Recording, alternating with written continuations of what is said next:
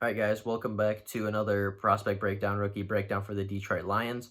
As you could tell from the title and thumbnail today, we will be going over Jonah Jackson, guard out of Ohio State. But before we get into it, consider liking the video, subscribe to the channel, and sharing it with a Lions fan. That helps me out. That makes my day. So just take those couple seconds out of your day to do something nice for me. But with that being said, let's get right into the rookie breakdown on guard Jonah Jackson. So Jonah Jackson, obviously, as I said, guard out of Ohio State. He was a redshirt senior last season. Jonah Jackson stands at 6'3", 306 pounds. He was given a 5.87 grade by NFL scouts, which roughly equates to a backup or a special teamer. I don't agree with that. I actually think that he will be a starter for the Lions as a rookie. I think that he will start at that right guard spot, replacing Graham Glasgow a little bit, and just be able to fill in and take over that role pretty solidly. He's a very good guard, very good pass protector. He has arguably the best hands in the draft class, so that's something good. He's a very smart player, very instinctual. He's got great hands, and he just kind of keeps the person in front of him, doesn't allow a lot of pressures. In his last two seasons, he only allowed 17 pressures total with Rutgers and Ohio State. If you don't know, he actually played at Rutgers for the first couple years of his college career and transferred to Ohio State towards the end. So obviously at Rutgers, he was a very good offensive lineman if he could play at Ohio State. He just didn't necessarily have the talent around him to, help him. At Rutgers, he played right guard, and at Ohio State, he played left guard. So he's got that versatility to move around in the offensive line. He actually graded out higher as a right guard, or yeah, he graded out higher as a right guard than he did as a left guard.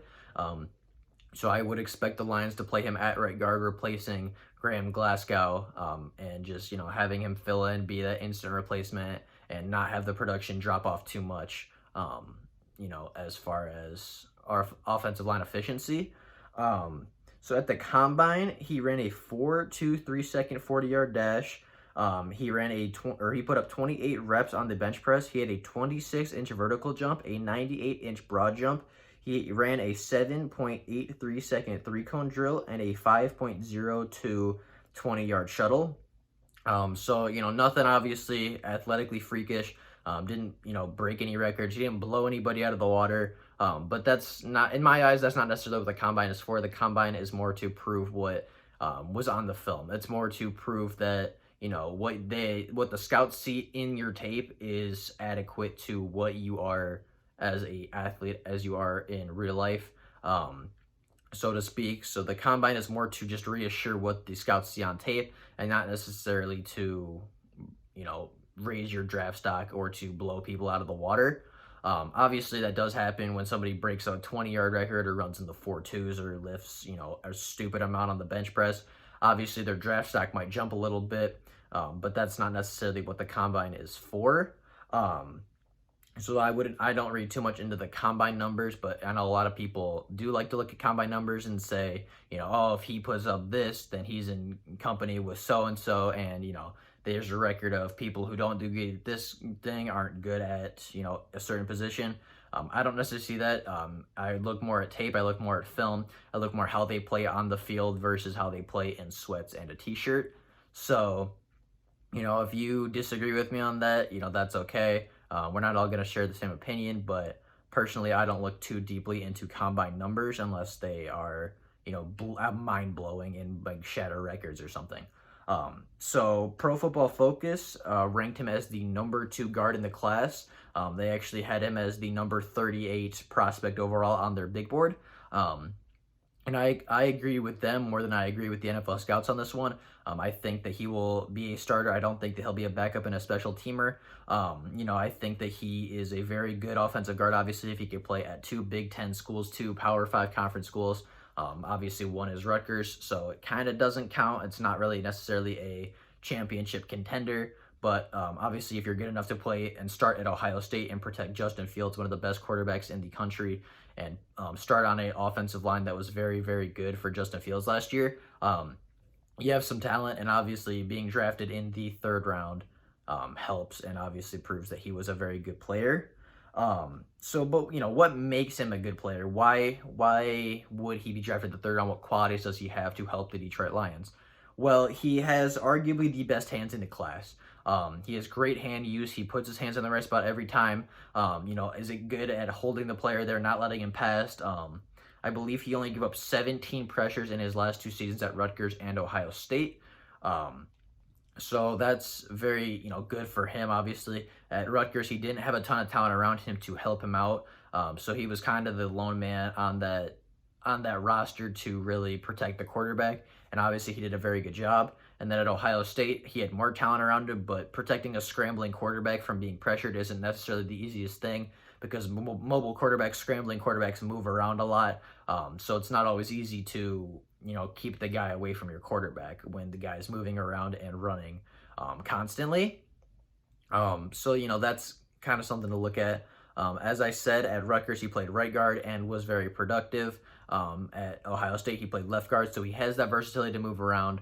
I would expect him to play right guard for the Lions, but if somebody goes down and there's a pure right guard, he can also move over to left guard and help, and he can rotate around and give the Lions versatility on that line. So we traded up from 85 to 75 to get him. We traded up 10 spots.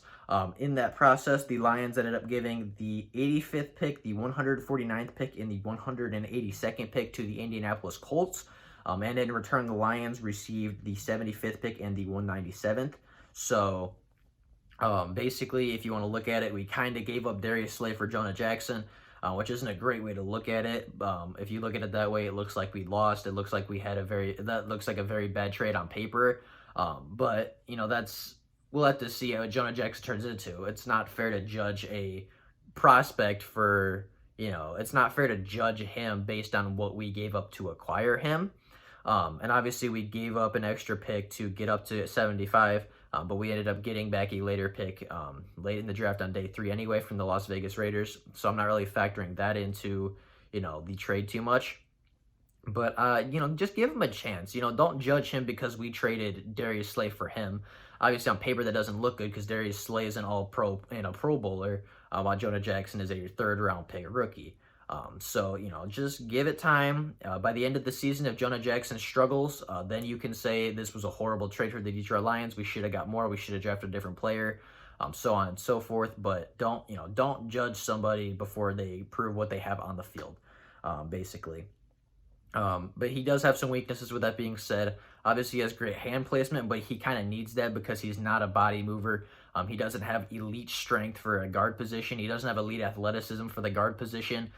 So he needs to have very good technique so the guys don't get past him, because if he just was to rely purely on his athleticism and his strength, he would not be very good. He would lose a lot.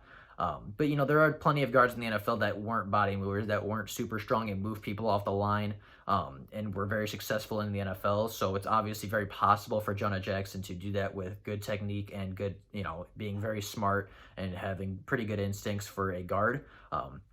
And guard isn't necessarily a position where you need to be the top athlete at your position, unless you're going against Aaron Donald. But unfortunately for him, the Lions don't actually play the Rams this year. So, but in most cases, you don't necessarily need to be a great athlete to play the guard position. And I'm not saying he's a horrible athlete, but he's just, he's not an elite athlete, I wouldn't say. But he's good enough to play the guard position at a very high level for, a very good program in Ohio State. And I think that he will be good enough to play as a good guard in the NFL for the Detroit Lions. But that's really his only weakness. He doesn't have a ton of, downside to him. You could look at it and say, why did we have to trade up? Were that many offensive linemen going to go? Were there still good offensive linemen after him? Obviously, you never know because he wasn't there. They didn't have the chance to take him. But between picks 75 and 85, 2 offensive linemen did end up going. Lloyd Cushenberry out of LSU ended up going off the board, and Matt Hennessy from Temple went off the board. If those guys had Jonah Jackson ranked higher than, the guys they took, obviously it would have been a different story and we wouldn't have been able to get Jonah Jackson unless we traded up. But again, we didn't give up too much. It wasn't really a blockbuster trade. We didn't, destroy our draft capital looking to trade up 10 spots to get Jonah Jackson. So if you don't like it because we had to trade up, don't. It wasn't that bad of a trade, and we got a very good player out of it. So in my quick grade, I gave this an A. I think I'm going to stick with that. Jonah Jackson is a good guard. He can come in day one and protect Matthew Stafford and obviously be a very reliable guard for the Lions for however long he's in Detroit. But obviously that's just a pre-draft grade from, not pre-draft, preseason grade. Before I've seen him on the field, before I've seen him work with Stafford and the Lions and the rest of the offensive line. But from everything that I've seen, everything that I've read, all the research that I've done, he's a very good guard. He obviously has been around talent before. This is obviously the most talented offensive line he's played with.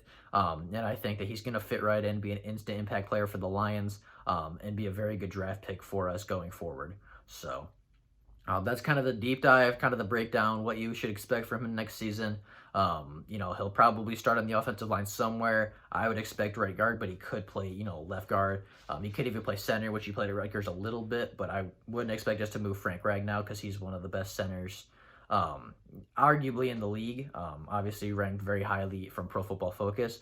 But that is all I got for you today, at least right now on Jonah Jackson. If any Lions news does come up, I will make a video, let you guys know, inform everybody. But if not, I will wait till tomorrow. See you guys later. And just, keep doing what we're doing.